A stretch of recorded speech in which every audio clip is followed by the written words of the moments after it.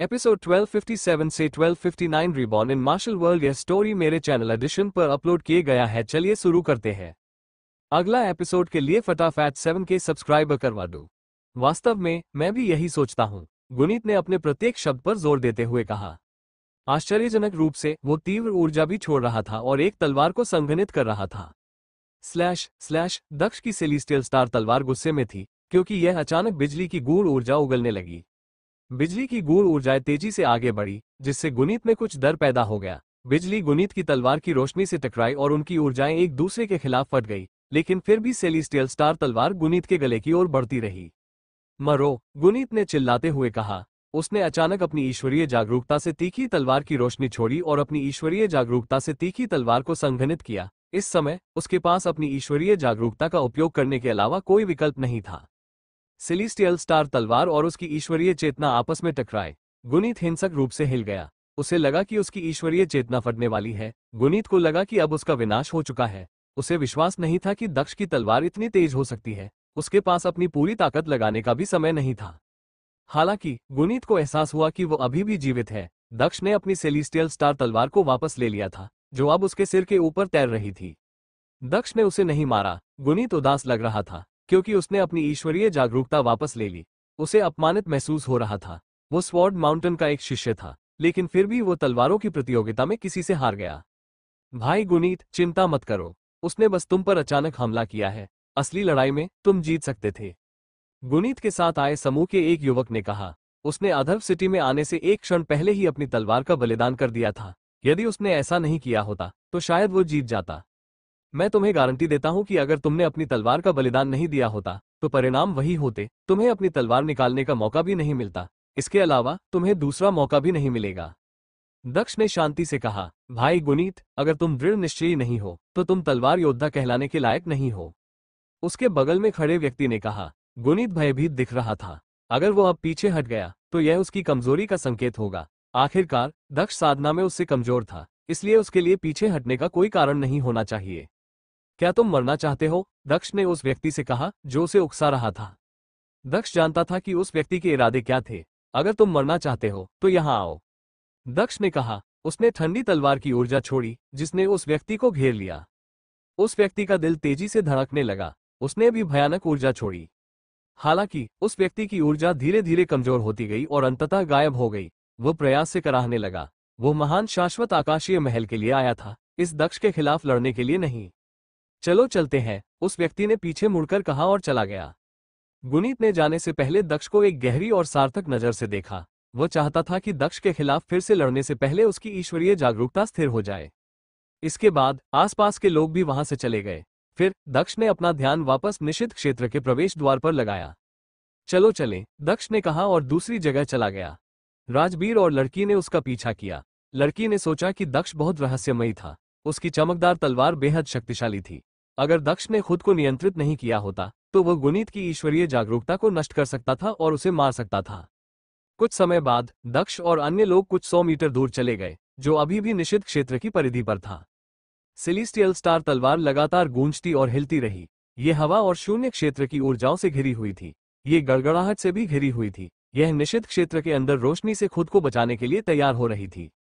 अंदर जाओ, दक्ष ने कहा। दक्ष की सेलेस्टियल स्टार तलवार फिर से निषिद्ध क्षेत्र में घुस गई। उसकी आत्मा और उसकी तलवार जुड़ी हुई थी, इसलिए वो अपनी तलवार द्वारा महसूस की गई हर चीज को स्पष्ट रूप से महसूस कर सकता था। पहले की तरह अंदर केवल अंधेरा था, लेकिन साथ ही साथ सितारों जैसी रोशनी भी थी। पहले की विनाशकारी शक्ति फिर से बढ़ गई। मुझे ऐसा कैसे लग रहा है कि यह तारों से भरा आकाश है? दक्ष ने सोचा। उसकी सेलेस्टियल स्टार तलवार वापस आ गई और वो आगे बढ़ता रहा। दक्ष ने जहां भी जांच की हमेशा यही होता रहा, लेकिन एक बार जांच के दौरान एक टूटता हुआ तारा वहां से गुजरा।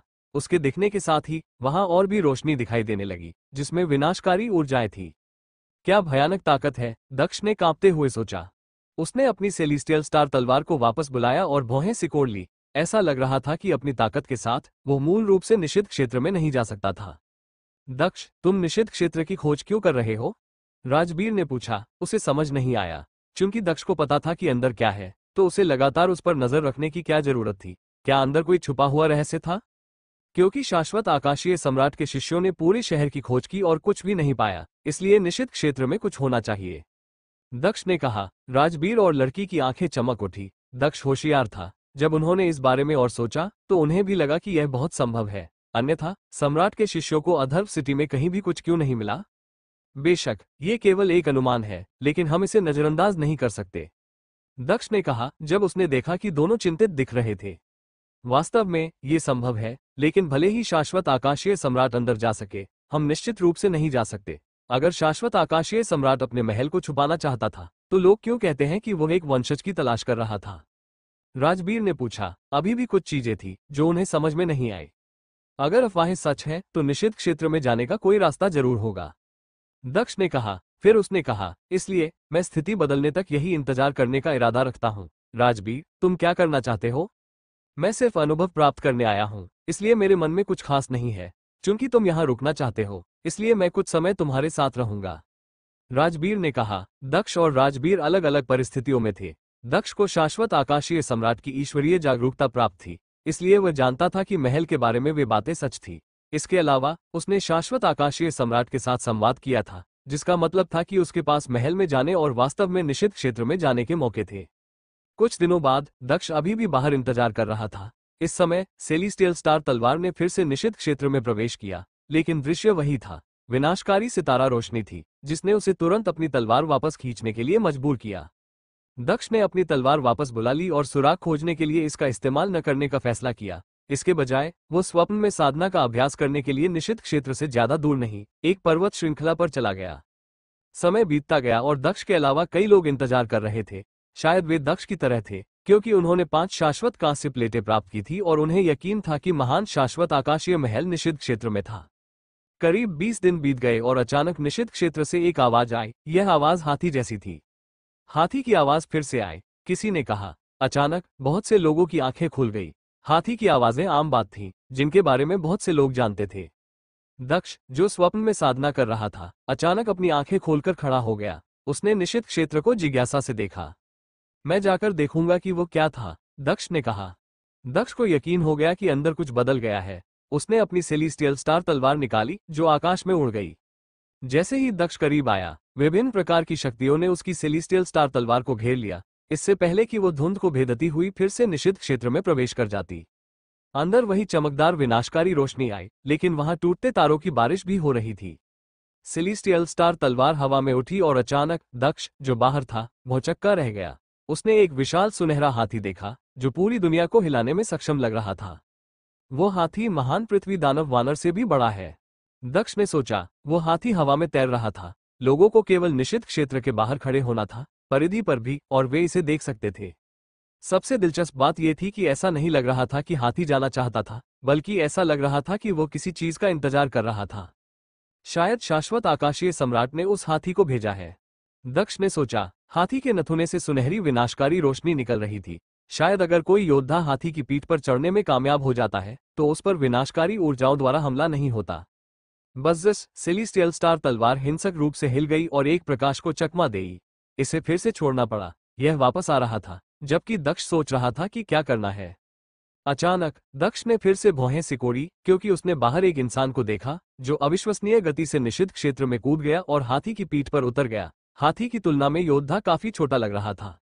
एक तेज विनाशकारी हवा चलती रही और सेलिस्टियल स्टार तलवार ऊर्जाओं को चकमा देता रही। दक्ष ने इसे अंदर ही छोड़ दिया, क्योंकि वह देखना चाहता था कि उस योद्धा के साथ क्या होगा।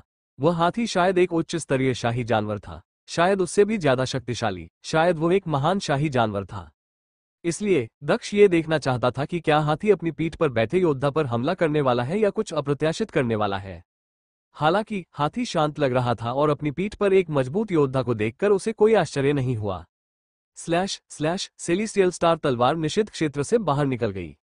क्या मुझे भी उसकी पीठ पर चढ़ने की कोशिश करनी चाहिए, दक्ष ने सोचा। उसकी आंखों में तलवार की तेज रोशनी दिखाई दी और उसने सोचा, अगर मैं अंदर नहीं गया तो मुझे पछताना होगा। दक्ष, राजबीर ने कहा। वो सोच रहा था कि दक्ष क्या सोच रहा होगा। राजबीर, अंदर एक विशालकाय हाथी है। ये कम से कम एक उच्च स्तरीय शाही जानवर है और यह बहुत ध्यान आकर्षित कर रहा है। क्या हमें एक साथ अंदर जाना चाहिए, दक्ष ने कहा। राजबीर अवाक रह गया। एक विशालकाय हाथी, एक उच्च स्तरीय शाही जानवर, लोगों को आकर्षित कर रहा है। वो दक्ष की तरह ही उत्साहित और डरा हुआ था। तुम क्या करना चाहते हो, राजबीर ने पूछा। मैं अंदर जा रहा हूं, दक्ष ने बिना किसी हिचकिचाहट के कहा, ठीक है, मैं तुम्हारे साथ आ रहा हूं। राजबीर ने गंभीरता से कहा। उसने लड़की की तरफ देखा और पूछा, तुम्हारा क्या ख्याल है? लड़की की आंखें चमक उठी जब उसने मुश्किल विकल्प के बारे में सोचा। उसने राजबीर को अर्थपूर्ण तरीके से देखा और कहा, मैं आ रही हूं। ठीक है, चलो चलते हैं, दक्ष ने कहा। यह उनका अपना फैसला था। वे सभी हवा में उठे और धुंध को चीरते हुए हाथी के स्थान की ओर उड़े। फिर दक्ष ने अपनी सेलेस्टियल स्टार तलवार को फिर से बाहर निकाला। राजबीर, अपनी गति गूढ़ ऊर्जा का उपयोग मेरी तलवार पर करो, दक्ष ने सेलेस्टियल स्टार तलवार पर कूदते हुए कहा। राजबीर और लड़की ने उसका पीछा किया। वे सभी सेलेस्टियल स्टार तलवार पर थे, जो गति गूढ़ ऊर्जाओं से घिरी हुई थी। उन्हें गोता लगाते हुए देखकर कई लोगों ने भौहें सिकोड़ी। एक साथ 3 लोग, भीड़ ने कहा। दक्ष और अन्य लोगों को कूदते देख कई लोगों की छवियां चमक उठी।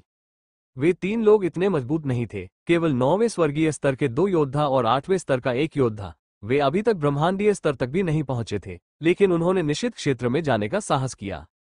कोई भी मरना नहीं चाहता था, और दक्ष इस नियम का अपवाद नहीं था। इसका मतलब ये होना चाहिए कि दक्ष ने कुछ खोज लिया था। इस समय गुनीत और अन्य लोग भी वहां थे। उन्होंने दक्ष और अन्य लोगों को अंदर जाते देखा। उसका दिल जोर से धड़क रहा था। वो झिझक रहा था, लेकिन वह भी वास्तव में कूदना चाहता था। मुझे करना ही होगा, गुनीत ने कहा। अचानक गुनीत एक तेज तलवार में बदल गया और अपनी जान जोखिम में डालकर धुंध में कूद गया। अरे! भीड़ को एक और व्यक्ति को अंदर जाते देख आश्चर्य हुआ। वे खुद अभी भी घबराए हुए थे। चलो चलें, कुछ लोगों ने कहा। इधर दक्ष और अन्य लोग निषिद्ध क्षेत्र से गुजर रहे थे। वहां तेज हवा चल रही थी, इतनी तेज कि अगर उन्होंने पहले से ही किसी को सफल होते नहीं देखा होता तो वे डरकर भाग जाते। अगर दक्ष ने पीछे मुड़कर देखा होता तो उसे पता चल जाता कि उसने कितने लोगों को कूदने के लिए प्रोत्साहित किया था। जल्द ही दक्ष और 2 अन्य हाथी की पीठ पर पहुंच गए। वो हाथी महल जितना बड़ा था, जिससे उसकी पीठ पर बैठे सभी योद्धा चींटियों जैसे लग रहे थे। भयानक रोशनी ने हाथी के शरीर को घेर लिया, जिससे विनाशकारी ऊर्जाएं उन तक नहीं पहुंच पाए। अधिक लोग आ रहे हैं, दक्ष ने सोचा जब उसने अपने पीछे छाया को टिमटिमाते देखा।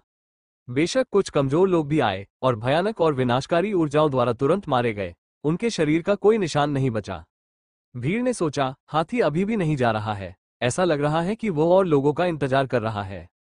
उन्होंने जुआ खेला था और ऐसा लग रहा था कि यह काम कर रहा था। हाथी उनका इंतजार कर रहा था। हवा बह रही थी और लोग बाहर से ही इसे देख सकते थे। जो योद्धा बाहर रह गए थे, उन्होंने देखा कि बहुत से योद्धा सफल हो गए हैं।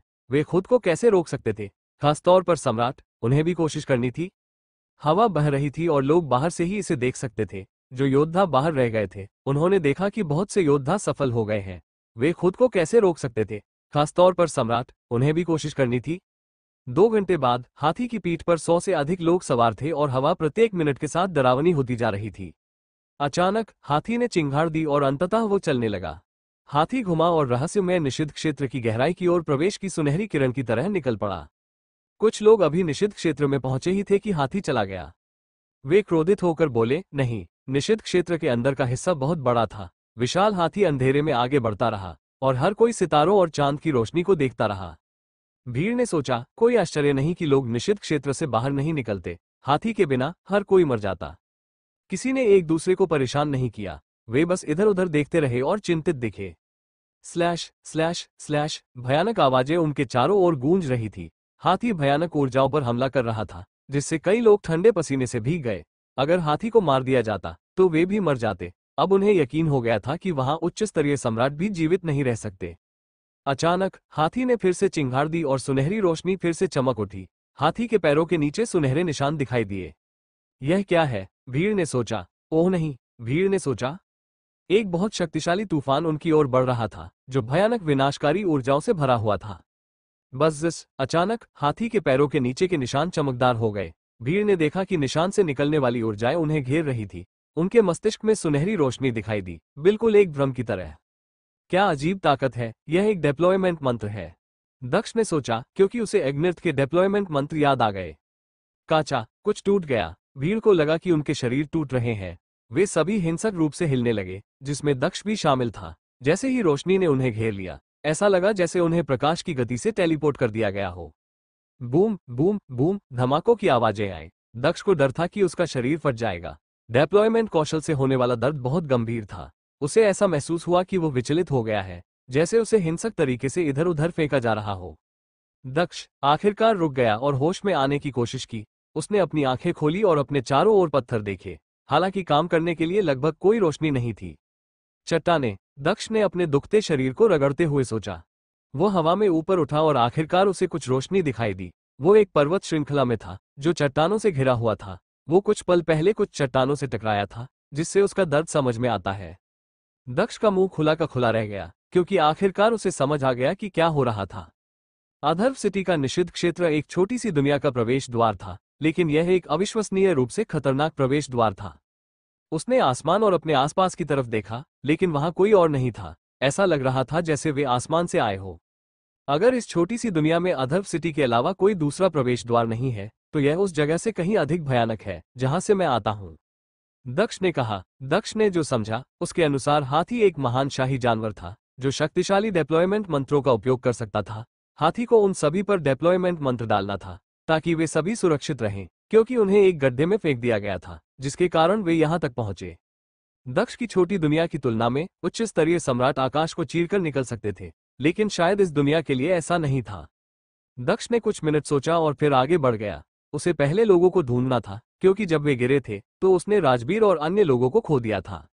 बहुत लंबे समय के बाद दक्ष ने आखिरकार कुछ महल और मंदिर देखे। इमारतें असाधारण लग रही थी, कम से कम विंध्याचल या सीमंत में पाई जाने वाली किसी भी चीज से ज्यादा। दक्ष तेजी से उड़ा और एक महल में घुस गया। वहां बहुत सारे लोग थे। उसने पहले भी इधर उधर देखा था और अनुमान लगाया था कि शाश्वत आकाशीय सम्राट का महल संभवतः उसी जगह पर होगा। दक्ष ने अपने नीचे की भीड़ पर नजर डाली। वे महान दुनिया में देखे गए योद्धाओं से कमजोर थे, लेकिन विंध्याचल के ज्यादातर योद्धाओं से ज्यादा मजबूत थे। वहां कई स्वर्गीय योद्धा थे, लेकिन उनमें से ज्यादातर स्वर्गीय स्तर के शीर्ष पर नहीं थे। वास्तव में उसने अभी तक स्वर्गीय स्तर के शीर्ष पर एक भी योद्धा नहीं देखा था। दक्ष आकाश से उतरा और 3 युवा स्वर्गीय योद्धाओं के सामने उतरा। वे दक्ष को वहां देखकर आश्चर्यचकित थे। दक्ष अथाह दिख रहा था, भले ही वो कोई ऊर्जा जारी नहीं कर रहा था। ये स्वर्गीय स्तर के शीर्ष पर एक योद्धा होना चाहिए, उन लोगों ने सोचा। वहां एक लड़की थी जिसकी आंखें चमक रही थी। उसने उसे एक प्यारे तरीके से देखा और पूछा, आप क्या खोज रहे हैं मास्टर? क्या आपने कभी शाश्वत आकाशीय सम्राट के बारे में सुना है? दक्ष ने सीधे तौर पर पूछा, शाश्वत आकाशीय सम्राट? उन लोगों ने कहा। वे तीनों लोग कांप उठे। मास्टर, हमने नहीं सुना है। लड़की ने अपना सिर हिलाते हुए कहा। वो शर्मीली लग रही थी और उसने आगे कहा, लेकिन मैं आपको कहीं ले जा सकती हूँ जहां हम इसके बारे में पूछ सकते हैं। दक्ष सुंदर दिख रहा था, वो बहुत तेज था, उसकी साधना अथाह थी और उसने सीधे तौर पर एक महान सम्राट के बारे में पूछा था। लड़की सिर्फ यह अनुमान लगाने के बाद काम पर रही थी कि उसकी साधना क्या होगी। अगर वो उससे दोस्ती कर पाती तो शायद उसे जीवन भर फायदा हो सकता था। शायद वो उसके साथ कुछ प्राचीन शस्त्र पा सके। कहा, मुझे वहां ले चलो। दक्ष ने कहा, ठीक है, मेरे साथ आओ। लड़की ने दक्ष से विनम्रतापूर्वक कहा, अपना सुंदर पतला सफेद हाथ उसकी ओर बढ़ाते हुए। योद्धा अत्यंत दृढ़ होते हैं और ये लड़की भी वैसी ही थी। वो जानती थी कि अगर उसे कोई मजबूत योद्धा नहीं मिला तो उसे अध्ययन के लिए कोई प्राचीन शस्त्र नहीं मिलेगा। दक्ष उसकी नजर में एक अवसर था। काशवी, दोनों युवकों ने कहा। दोनों ही आश्चर्यचकित थे। काशवी ने उन पर मुस्कुराते हुए कहा, संप्रदाय में वापस जाओ और हमारे गुरु से कहो कि मैं एक बहुत ही शक्तिशाली योद्धा के साथ चली गई हूं और मुझे नहीं पता कि मैं कब वापस आऊंगी। फिर काशवी ने दक्ष का हाथ पकड़ लिया और वे दोनों उड़ गए। जब दोनों युवकों ने काशवी और दक्ष को अपनी नजरों से ओझल होते देखा तो उन्होंने परेशान चेहरा बना लिया। वे दोनों उसे पसंद करते थे, लेकिन वह एक अजनबी के साथ चली गई थी क्योंकि वो उनसे ज्यादा ताकतवर था। इधर दक्ष और लड़की उसकी सेलेस्टियल स्टार तलवार पर कूद पड़े और बहुत तेजी से आगे बढ़े। काशवी ने दक्ष को रास्ता दिखाया। आश्चर्यजनक रूप से लड़की दक्ष के खिलाफ झुक गई और पूछा, आपका नाम क्या है मास्टर? दक्ष ने शांति से कहा, दक्ष, क्या मैं तुम्हें तुम्हारे नाम से बुला सकती हूँ? लड़की ने कहा, आप कर सकती हैं। दक्ष ने सिर हिलाते हुए कहा। काशवी खुश दिखी और मुस्कुराते हुए कहा, दक्ष, आप कब से साधना का अभ्यास कर रहे हैं? आप स्वर्गीय स्तर के शीर्ष पर एक योद्धा होंगे, है ना? मैं लगभग 10 वर्षों से साधना का अभ्यास कर रहा हूँ, दक्ष ने उदासीनता से कहा। काशवी अचंभित थी। सिर्फ 10 साल? लेकिन दक्ष ने उसके सवाल का जवाब नहीं दिया कि क्या वो स्वर्गीय स्तर के शीर्ष पर एक योद्धा था, जिसका मतलब शायद यही था कि वह था। वो 20 साल से साधना का अभ्यास कर रही थी, जब से वो एक बच्ची थी। तुम्हारे पास अविश्वसनीय कौशल, तकनीक और मंत्र होने चाहिए। काश मेरे पास अध्ययन करने के लिए कुछ प्राचीन शस्त्र होते तो मैं बहुत तेजी से प्रगति कर सकती थी, काशवी ने कहा। ऐसा कहते हुए उसने दक्ष का हाथ और भी कसकर पकड़ लिया और अपनी दूसरी बांह दक्ष की पीठ पर लपेट दी। वो उसके साथ भी सीधे व्यवहार कर रही थी। अगर तुम मुझे वो चीज ढूंढने में मदद कर सको जो मैं ढूंढ रहा हूं, तो मैं तुम्हें कुछ प्राचीन शस्त्र दे दूंगा। दक्ष ने शांति से कहा। उसका दिल शांत पानी की तरह शांत था। सुंदरता ने उसे प्रभावित नहीं किया। काशवी बहुत उत्साहित हो गई, लेकिन वो निराश भी दिखी। क्या वो पुरुषों को लुभाने में इतनी बुरी थी? दक्ष ने उसकी तरफ देखा तक नहीं। तानाशाही महल बहुत पहले ही बनाया जा चुका था। हालांकि उनके पास इतने शिष्य नहीं थे, लेकिन जो कुछ थे उन्हें नेता माना जा सकता था। उनमें से ज्यादातर इतने शक्तिशाली थे कि ज्यादातर लोग उन्हें अथाह मानते थे। ऐसा कहा जाता था कि पहले और दूसरे शिष्य पहले से ही स्वर्गीय स्तर के सबसे ऊपर के योद्धा थे। ये भी कहा जाता था कि तानाशाह मास्टर आयोग 120 साल पहले सम्राट बन गया था। कोई नहीं जानता था कि वो अब कितना शक्तिशाली था। तानाशाही महल सबसे विशाल और सबसे मजबूत था। काशवी दक्ष को वहां ले जा रही थी। उसने दक्ष को इसके बारे में कुछ बातें भी बताई। दक्ष सोच में पड़ गया। तानाशाही महल के बाहर दो शिष्यों ने दक्ष और काशवी को तलवार लेकर आते देखा। वे दोनों हैरान रह गए। उनमें से एक ने तो चिल्लाकर कहा, कुछ लोग आ रहे हैं। मैं दक्ष हूं, मैं मास्टर आयोग से मिलने आया हूं। दक्ष ने कहा। उसकी आवाज लहरों की तरह आसमान में घूम रही थी। तुम आसमान से आने की हिम्मत कर रहे हो? अपनी तलवार रख दो और नीचे आओ, फिर मुझे अपनी तलवार दो। अगर तुम हमारे मास्टर को देखना चाहते हो, तो तुम्हें हमारे नियमों का सम्मान करना होगा। तुम्हें 5 बार झुकना होगा और उसके बाद ही मैं तुम्हें अपने मास्टर को देखने का मौका दूंगा।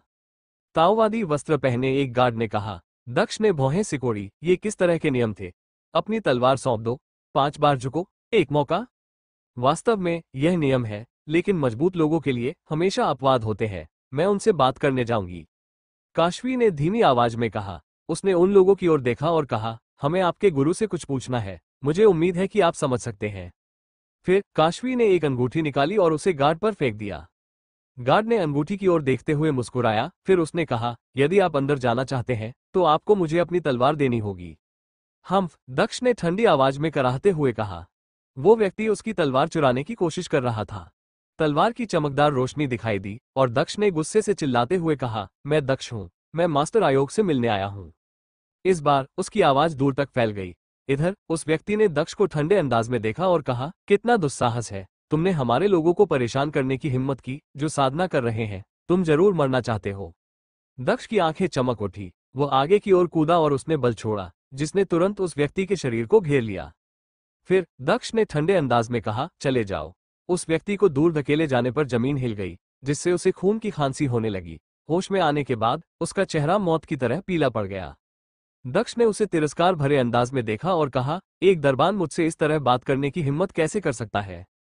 तानाशाही महल के अंदर दक्ष की आवाज दूर तक फैल गई। कई छायाएं हवा में उठी और उसके पास उड़ आए।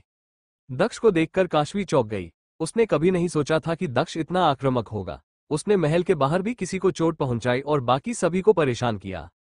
दक्ष का वस्त्र हवा में लहराने लगा। जैसे ही वो आगे की ओर दौड़ने लगा, उसके हर कदम के साथ जमीन और दीवारें हिलने लगी, यहां तक कि उसके शरीर पर निशान भी बन गए। तुमने तानाशाही महल में परेशानी पैदा करने की हिम्मत की, कितना लापरवाह! गार्ड ने कहा, जिसे दक्ष ने लात मारकर भगा दिया था। वो महल की गहराई में दूर जा गिरा। वो पीछे की ओर बढ़ने लगा और कुछ मजबूत योद्धाओं के आने का इंतजार करने लगा।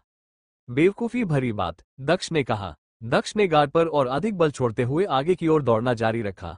दक्ष द्वारा उसे पकड़ने वाले विशाल हाथ को छोड़ने के बाद वो दर्द से कराह उठा। फिर दक्ष फिर से उसके सामने उतरा और रुक गया। उस व्यक्ति का चेहरा पीला पड़ गया और उसने कहा, मैं तानाशाही महल से हूं। तुम्हारी हिम्मत कैसे हुई मुझे चोट पहुंचाने की?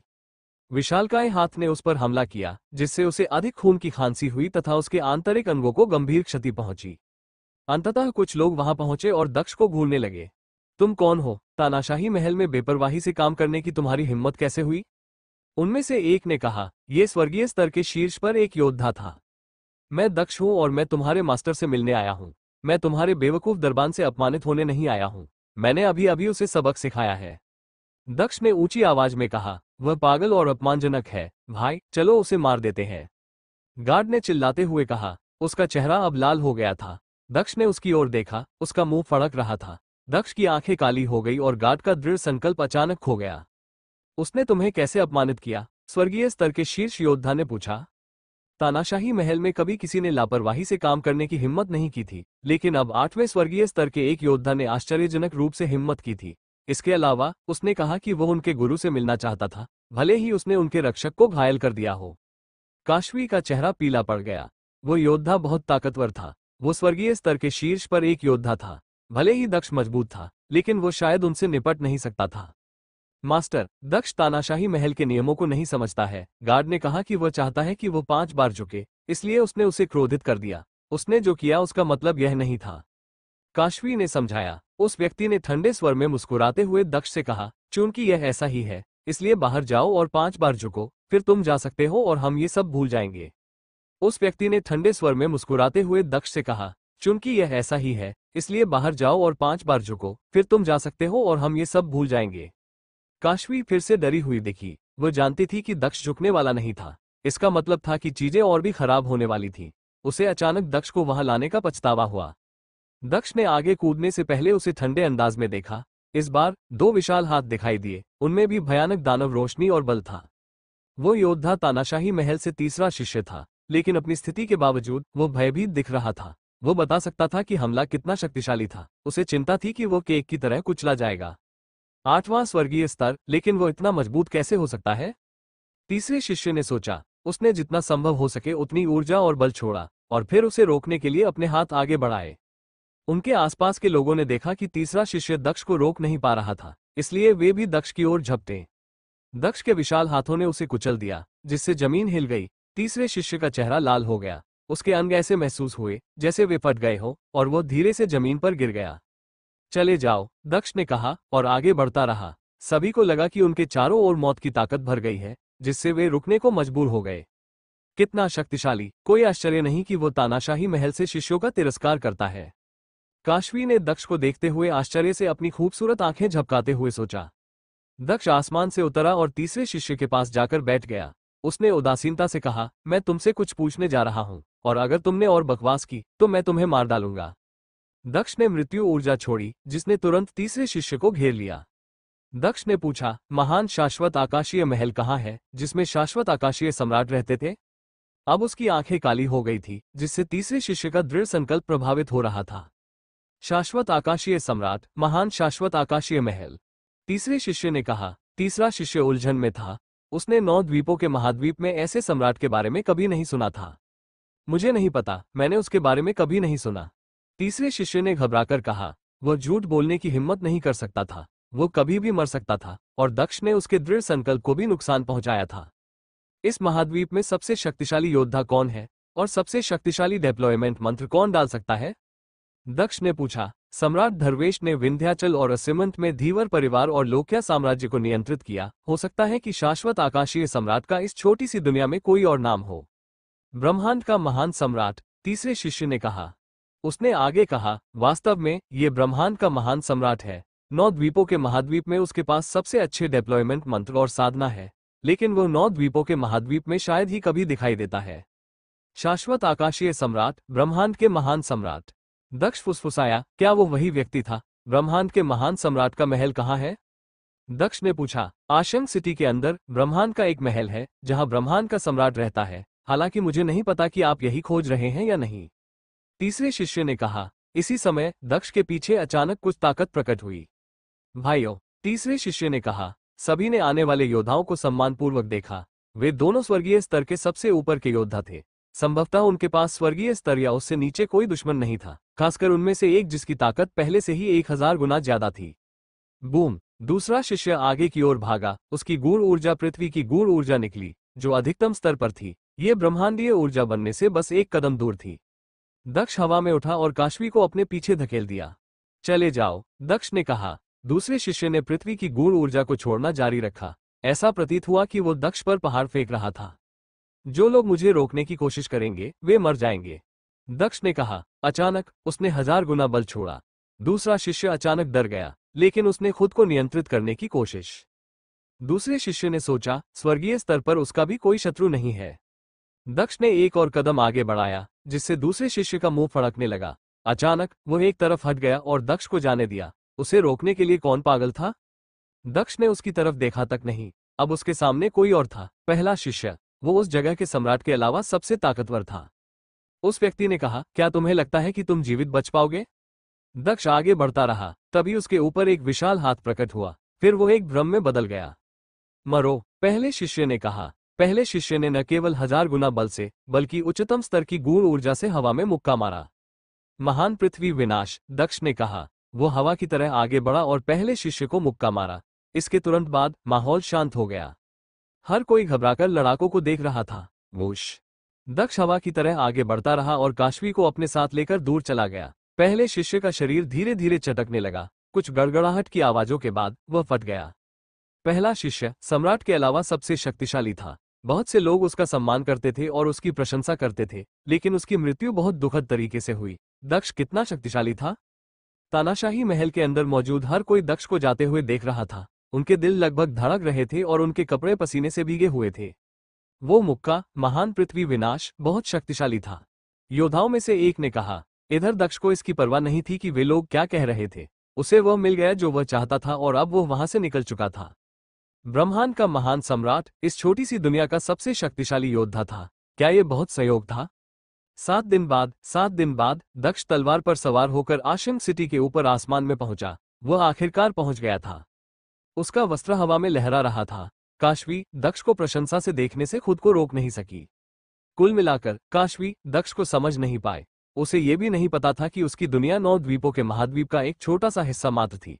यह एक छोटी सी दुनिया थी जो लाखों सालों से अस्तित्व में थी। उसे ये भी नहीं पता था कि 9 द्वीपों का असली महाद्वीप वास्तव में उनकी दुनिया से परे था। दक्ष न केवल रहस्यमय था, बल्कि वो उसकी नज़र में असंवेदनशील भी था। उसने कई बार उसे बहकाने की कोशिश की थी, लेकिन ये कभी काम नहीं आया। दक्ष ने चारों ओर नजर घुमाई और पाया कि वहां के लोग, अब तक वे जहां थे उससे कहीं ज्यादा ताकतवर लग रहे थे। स्वर्गीय स्तर के शीर्ष योद्धा सामान्य थे, यहां तक कि कुछ सम्राट भी थे। हालांकि दक्ष को उनकी परवाह नहीं थी। वो ब्रह्मांड के महान सम्राट के लिए आया था। वो देखना चाहता था कि क्या ये शाश्वत आकाशीय सम्राट है।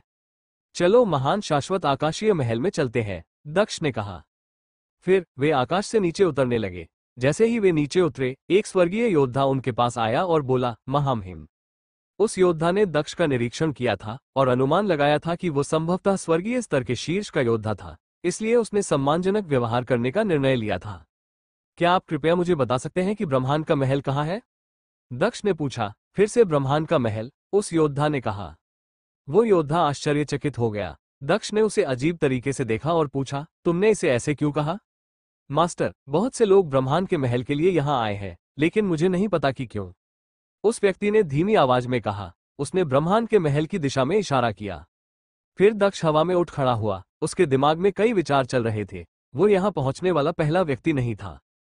ब्रह्मांड का महल आश्रम सिटी के मध्य भाग में नहीं, बल्कि परिधि पर स्थित था। यह एक सामान्य महल की तरह ही दिख रहा था, सिवाय इसके कि यह अंतहीन दिख रहा था।